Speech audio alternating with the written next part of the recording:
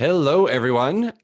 So you guys may remember that a little while ago I did Author Answers, which was a game that our friend Melissa Little came up with.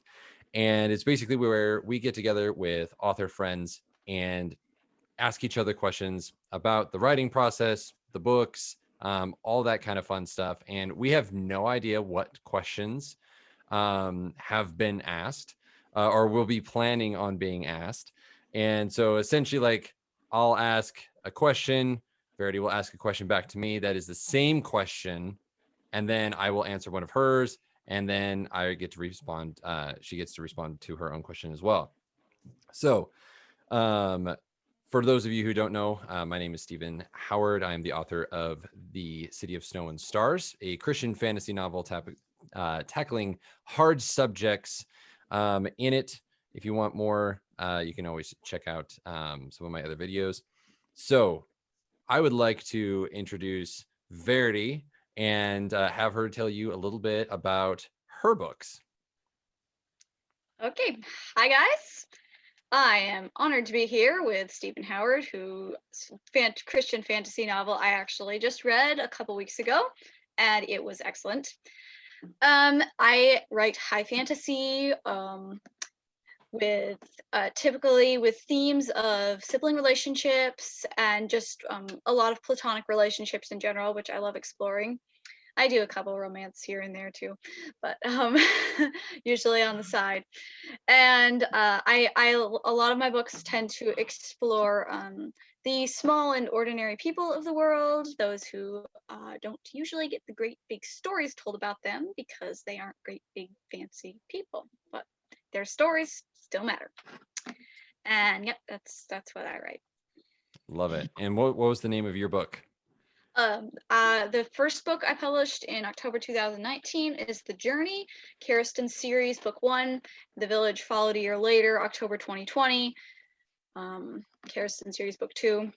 So there will be 2 more books in the Ceristen Series coming out probably late this year or next year sometime. Not hard to say really what the timeline will be. Oh, that's right, because you signed the contracts. Mm-hmm. Yep. Nice. Exciting stuff. Yeah. All right. For sure. So, and I am slowly making my way through Verity's second book. With for those of you who don't know, I do author coaching, and my calendar is a wall of calls at this present time. So we are making progress slowly but surely, and reveling in all of the angsty feels that is Mordred. You guys get no context for that. If you want context, you go buy the book and support a fellow author. Okay, so we're going to dive into the first question. How did you create your own language? Because you went full Tolkien with your world building, and I am still beyond impressed with that. So dive into that. Okay, so with language, it really started when I read The Lord of the Rings because I was a huge fan. I was full-blown nerd.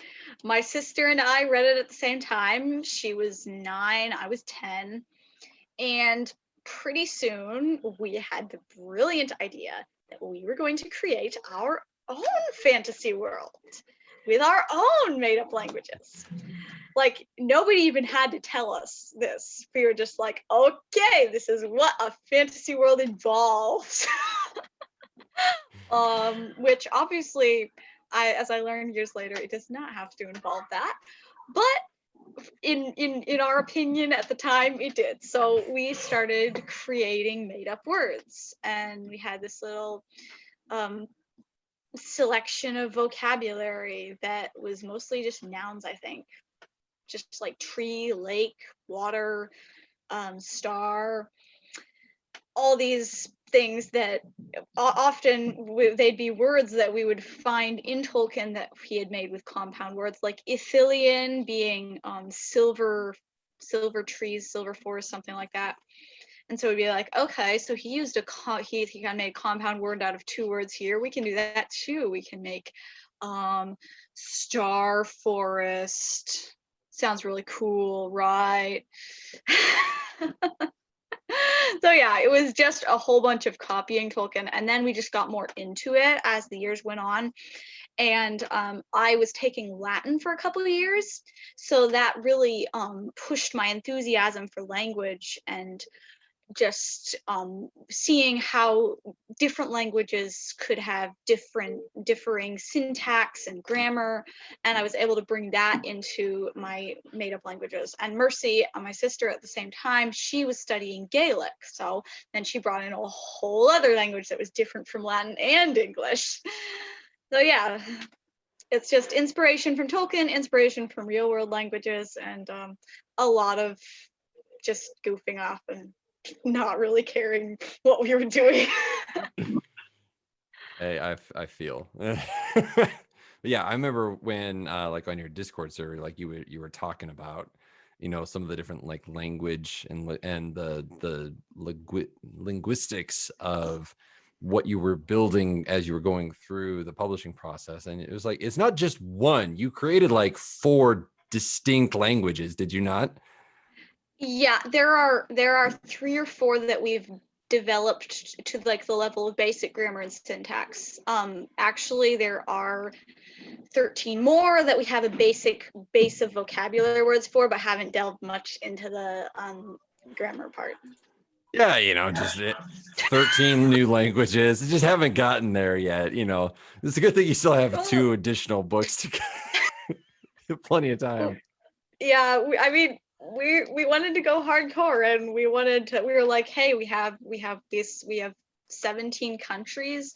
We should try to get a language for most of them. So yeah. So now am I supposed to ask you that question, because you don't, like, how does this work again? Yeah, so you would ask me the same question. Okay. So you do have I don't know if you created a language or not, but I know you had some like specific names specific to your fantasy world that you created. So how did you come up with that? What did you do for language and Yeah, culture? so I basically I stole from Irish. I noticed some of those names were looking like Irish style stuff, and Yeah. it's Yeah, pretty cool language. so like the thing that really inspired a lot of the names and stuff of the places and characters in the book is heavy Irish, Welsh, Scottish, very, very heavy influences. Mm-hmm. Yeah. And so I wanted to kind of roll with that. So Udar at one point actually uses Irish. It's at the arena where he says "Bye, Seor." I'm probably not saying that right, but that's actually Irish for "be free." I Googled it 15 different ways to make sure it was accurate. So if I've insulted someone's grandmother, I apologize. That was not my intent. Yeah, that arena scene, that was something else, man. Yeah, that's one of my all-time like favorite scenes from his. And so Arthvale, his name is I believe it was Scottish. Branwyn is also Yeah. a Gaelic name. Yeah. And there are several different places that are also kind of in that same line. And even if it wasn't straight, Scottish, Gaelic, Irish, I wanted to have that feel. And so I used a Yeah. lot of the way things were spelled as an influencer in that world in some Yeah. cases. In creating your own names and stuff. Yeah, and when it Yeah. comes to like the accents, I mean, you and I went and had extensive conversations about this. Like, well, it's supposed to be pronounced like this. I'm like, I don't like it. It just looks cool. Yep. Granted, I mean, you're the author, you get the final say. yeah, but what's funny is, so like, I'm getting the book turned into a audiobook, and my Yeah. narrator is British, and she actually knows how to pronounce these. Nice. And so like the Skasa is how I pronounce it. They're like the big centipede creatures. It's Yeah. Skaesa. And I was like, I actually like that way better than than my horribly Americanized version. I accidentally created Nice. something that sounded cool. So yeah, that's a kind of yeah, it's been fun to kind of hear Mm-hmm. how it actually sounds. Um, Yeah. and I tried to give her pronunciation help based on like how I would say it, and then she said it better, and I was just like, forget what you just do you. But yeah, the like drawing inspiration from how things are spelled.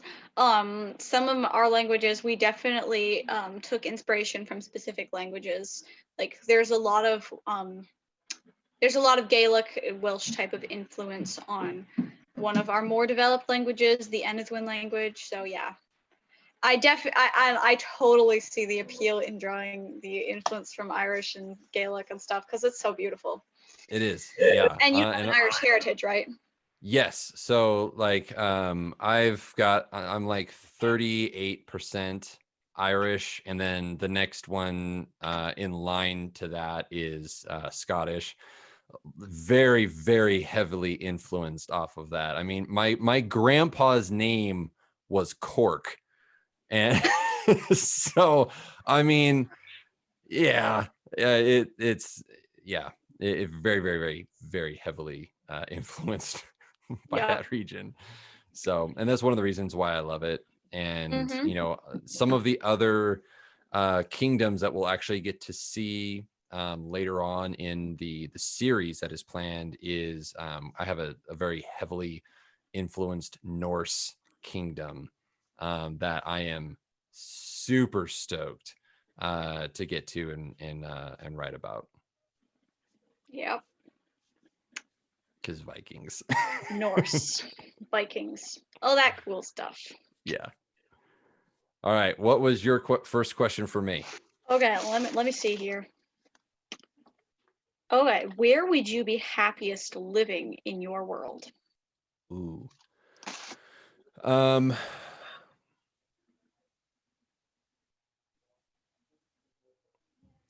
I would say I would say probably down in Exfos is where I would have like the best time. Like Oh my think goodness, I've been pronouncing that wrong this whole time in my head.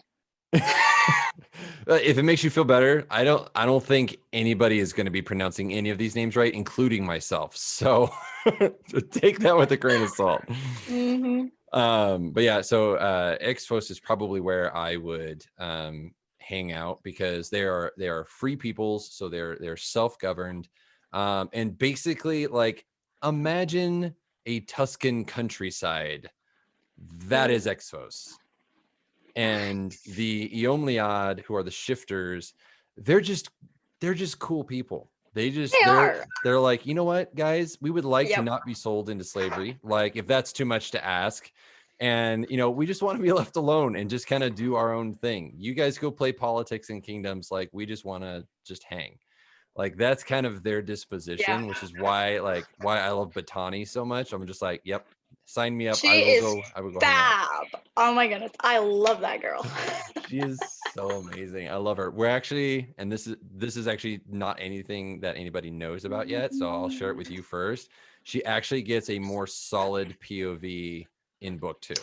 Yes, I'm So, here for that. and yeah, so that was that one just kind of happened, and I was just like, okay, well, she's now starring, and so I got Yep. some really fun stuff planned. It's Love gonna it be when fun. the characters run away with you. Oh man, and another one did too, and they were like, "So here's my backstory. You're gonna need that for later. Thanks." I was like, "Oh, but I wasn't gonna add another one. I got rid of 2 on purpose." Oh my goodness. Yeah, fun times. So, where would you choose to live in your world if you had the choice? So I do not actually think about the answers to my own questions yet. I'm gonna have to answer off the top of my head. I would love to live in Enethwin. I brought up that language a little while back, but their both their topography and their language was kind of Gaelic, Celt inspired, and their culture, and they have a really good balanced system of government, which allows for a lot of personal freedom. And they are, a lot of them, they have a really deep appreciation for like artisans and craft work, just a deep appreciation for the arts in general, even if it doesn't always look like the more intellectual pursuits of, say, a country like Orden or Rodron, which are featured much more in the Ceristen series. But if I were picking from the Ceristen series, I'd probably pick Ceristen, Orden, because the landscape of Orden is shamelessly based off of my own locale, and I love the place. Gotta love. I mean, aside from the mountains, Orden has mountains, which is the only thing Michigan lacks, is mountains. Therefore, my dream country is Orden. Michigan plus mountains. I want to see mountains again, Gandalf. Mountains. Mm-hmm. Yeah, I have so like outside of the Bard Cave, we have these big like 6 foot by 4 foot windows, like they're massive, and the Elkhorn Mountains are just like right there. And so like every day I just look out and I just see the mountains, and anytime I'm having a bad day, I just look out there and go, yes, life isn't that bad. The first time I like really saw mountains for real, at least since I was really tiny, but was driving on a road trip down to my great grandma's house, and we passed through the like the Appalachians, a little bit of them, and I was just staggered. I was like, I'd been wondering to myself, are mountains really as good as I'm imagining them to be? And are they as big as I'm imagining them to be? And then you're driving through the Appalachians and you go, yes, they are that good and they are that big. Yeah, I would imagine that mountains in like as people relate to them in Michigan is probably just like a large molehill. It's just like, it's a mountain. How shall we have cross? some fabulous hills, but they are not mountains. They just aren't. All right. So question number 2. What was the hardest part of writing the books? Okay, yeah. Like just the books and like all the series in general, or Yeah, just like all of the series, or it could be centered around one of the books in particular. yeah. So the Village was a very difficult book to write, just in terms of keeping track of everything, because I wanted to make sure, like, it has a very large cast, especially for being set in such a constrained location. But it has a large cast and it has so many storylines. I don't even know what the main plot is. I've tried to distinguish the main plot, but it seems like kind of it starts off with one thing and then it segues into another thing and then it hops off to another thing. It's my problem child, and I loved writing it, but it was a bit of a mental strain trying to make sure every character was showcased accurately, because some of them will play a bigger role later on, and making sure all the storylines jived with each other without like feeling just like a jumble together, just making sure each arc was properly developed but not overdeveloped, so it didn't overshadow the more main storylines. It kind of worked itself out. I was really happy with it. I still am. But yeah. Yeah, as I've been going through and reading through it, like I thought I had a big cast to take care of, but like yours is like massive. Like I was just like, oh my gosh, like hats off to Verity for pulling this off, because I had enough problems with 6. Yeah, And I've lost count of how many people are actually in here. and everyone is so formal, always addressing each other by their full names. I'm just like, guys, like, did you forget? Like, you talked to them 5 minutes ago. But Uh, like I said about the journey, it has that same, classical feel to writing, mhm. which I Yeah. enjoy. It's funny because because I live so much in the YA where and I Yeah. write so informal. Yeah. Like no one gets a last name in my book. They get titles. You got Udar Greencloak. I'm a fan of titles too. Yeah, those are fun. I love Bardrick though. Bardrick Oh, is a yeah. bro. Oh my goodness. I am so happy you like Bardrick. Bardrick has a special place in my soul that I didn't even like him as much as I do now when I was writing him. Like he would just come out and surprise me with these little things and I didn't appreciate them till later, but I he's can a bro. totally see him doing that. Yes, Yeah. 100%. I like from the moment I met him, I'm just like he's a bard bro. He is a bard bro. Bard bro. Bard Right. bro. But yeah, there's a reason I have a character list in the beginning of the book. Because I don't blame people when they have trouble keeping track of it. I'm like, I am so sorry for saddling you with this. The only way that I can keep track of people is because of the use of the last name. And Uh-huh. then I'm like, wait, who is? Oh, that's right. That's that person. He's a She's connected to He's a there, king, and he's a then over Seduloth. there, and they're liking them. Yeah. Mm-hmm. Yeah. So yeah, for you, what was the hardest part of writing The City of Snow and Stars? It was actually the world building, which is something that I, in aspects, like pride myself on because, like, I like coming up with very in-depth worlds. Mm-hmm. Communicating that is actually incredibly difficult. It is. It can be really hard. Oh my gosh! Like when I sat down, so I bought Campfire Pro because I realized very Mm-hmm. quickly when I was going to have to rewrite like the entire book that I needed a way to track everything, and I didn't have time to build something that was going to help me keep track of everything. Yeah. And so I got Campfire Pro, and I just started just brain dumping everything in there. And then, Nice. ironically enough, the thing that led to the first, like, I forget what it was, like 8,500 years of world history being created in 4 days was the fact that I made a poll in the community group, be like, what do you guys want to learn more about? And I had that as an option. As soon as I saw everybody clicking on it, I was like, oh no. Because I didn't have anything. I had nothing written down. It was all in my Oh my head still. goodness. So I literally I took 4 days and brain dumped everything that I could and created the world history. And That I is mean, fantastic. oh my gosh. And I'm still building it. Like there are still, Uh-huh. and part of it is like, I'm so familiar with this because this book is the first in a world that I started when I was 16. And Right. so the entire concept of what the world is based upon is so different from what it was, and it's so much more intricate. And I was just like, Yeah. oh man. So yeah, it I was just totally like, get yeah. I totally yeah, get that with Legia.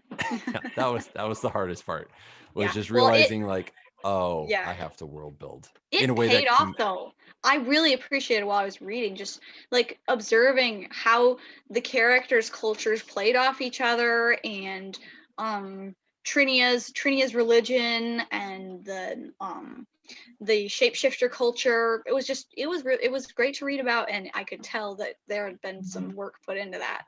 yeah, there's so much work put into that. And we get to see more of the Eomliad culture in book 2, which I am super Yay. stoked about. And yeah, there's where book 2 is actually it's been more difficult to get into because it's more intricate.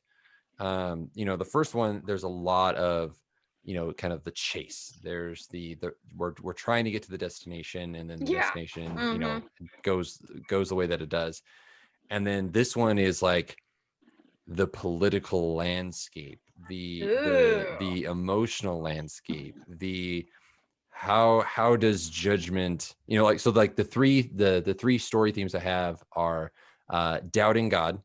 Is it okay? A deeper dive into the human trafficking, hence the Yomilad culture, and then followers aren't perfect, they're beautifully broken. So Yes. showing how, and I have this quote, and it's Elohai. It says, "I do my best work with broken things," I and love I that. am so stoked about about those concepts. But yeah, the world building is a beast. All right, so question 2 for you. Yeah, we might have to start speeding through these, man. We're not having a ton of Yeah, time. we're running into the same problem that Melissa and I had, which is where we get talking about all the fun stuff. Yeah. Well, where would you classify your world's current level of technological advancement? Can't read my own handwriting. And like just in terms of a general time period of our world, maybe, or a combination of time periods. And if modern technology came to your world, which country would adapt the most quickly? So I would say that they are in a medieval type period, Mm-hmm. very very similar to Lord of the Rings in that sense. I like the um, the simplicity that it brings. Mm-hmm. It's Yeah, swords, spears, bows, warfare, very very simplistic in its nature. Yeah, And and it it provides an easy I like that type of setting in that it provides an easy thing for the readers. The readers know what to expect from the setting, and Yep. so then you can spend time with the action and stuff. Yeah, exactly. I don't have to try to explain the world to them and how it works.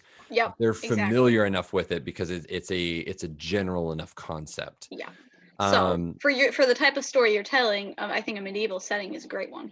yeah, and it's one that I enjoy most. And I mean, honestly, like throughout the series, I think it's going to go like another like 3,000 years if I've created my timeline correctly.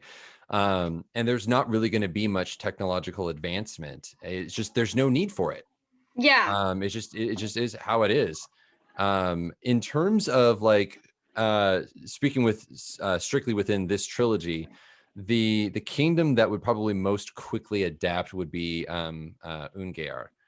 Okay. That would be the one. They're the largest kingdom out of the four kingdoms. Um, That's Jaden's and kingdom, right? yes, yep. Awesome. And so they are technically slightly more advanced in some ways than Canarmore is. Mm-hmm. But like if there was going to be somebody who would adapt, it would be them. Cool. Yeah. So how about for you? Who would be the first out the door with like, guys, look what I did? So, my like yours in some ways. Mine is kind of loosely medieval setting. I'd say some parts of it tend more towards the Dark Ages. Um, Parts of it are like parts of it have, like, I would say there are some countries that are pushing towards a more Renaissance feel, but not quite there yet. But yeah, overall medieval. And so if modern technology came to Legia, which it will eventually, but not in the Oh, Ceristen snap. series. Not in the Ceristen series. Oh. I have plans, many plans. But Orden, which is like culturally very much it's oh man, what's the word? What's the word I'm thinking of? Like, okay, so Orden as opposed to Rodron as a country is very traditionalist, very much focused on preserving the past. Um, Orden, which is the country that a lot of the Ceristen series is focused on, and is actually at enmity with Rodron, though not open warfare or anything. They are very much focused on progress. They are interested in just moving forward, doing new things, snapping up opportunities. So they would adapt very quickly to modern technology, and they would use their opportunities to get to the top of the game. Which and I would say I don't know if they would be quite the fastest, because probably right behind them would be Delgrass, which features prominently in the Claw, the third book of the Ceristen series. Delgrass has a very modern type of system of government already, and I think they would they would very quickly understand modern culture. So even though they're a tiny country, I think they would also adapt quickly. But Orden, being more powerful and wealthy already, would probably rise to world prominence most quickly. Nice. Yeah, I just from like the book that Fred reads, you know, in the Yeah. first one, like that's who my pick would have been, was Origin. Yeah, definitely. For that. Okay, so we probably have time for one more question each. Yeah. So what sort of creatures live in your world? Ooh, okay. So I have humans. Those are the bulk of my story. Some people reading my story don't feel like it's they almost like, they're like, it doesn't feel quite fantastical enough to be fantasy. It does take place in an entirely separate world from ours, and it does have certain fantastical creatures in it. So I think fantasy is still the best genre definer. But there are creatures that appear as winged horses,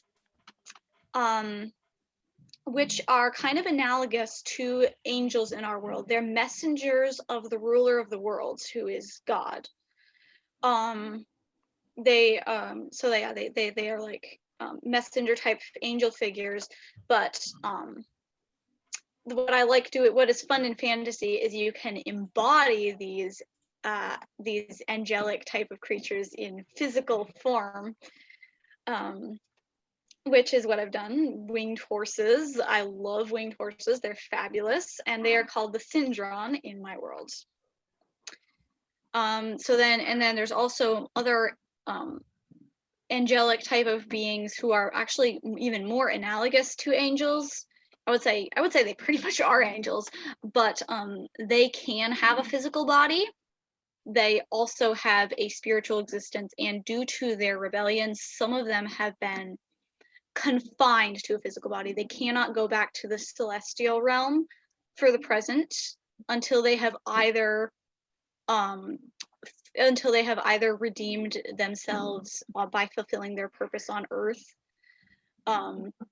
or fully and finally rejected and rebelled against the ruler of the worlds, and in which case they'll go to hell. So, let me see. There are also werevultures, which are exactly what they sound like. And there are shapes. There are. Right, you're a werevulture. An honorary werevulture. There are also shapeshifters, which prefer the shape of a panther, although they can shift to other forms. And when they're human, they have unnaturally pale skin and sharp teeth.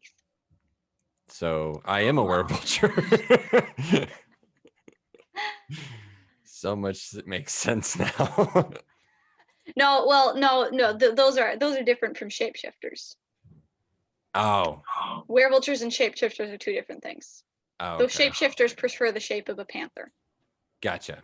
Yeah, then I'm definitely a werevulture. Pasty skin and sharp teeth. So yeah, what about you? Let's see. Oh wait, that was my question. That was your question to me.